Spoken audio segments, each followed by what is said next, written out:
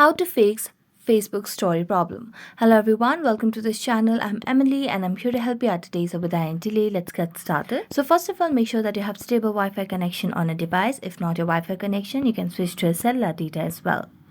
Next, launch the Play Store application on your device and search for Facebook. Now, as you can see on the screen, there is no option of update over here, which means we have the latest version of Facebook application on our device. So let's get back and then make a long press on Facebook application. So tap on app info over here. As you tap on app info, it will lead us to a new page where you can see the option of clear data at the bottom right corner of the screen. So tap on it and then it will give you two options, manage space and clear cache. So tap on clear cache and then tap on OK. As you clear the cache, tap on app permissions and make sure that you toggle on all the required options over here so that you don't have any hindrances while using the applications. Now you can just go back and relaunch the Facebook application and this might fix the issue.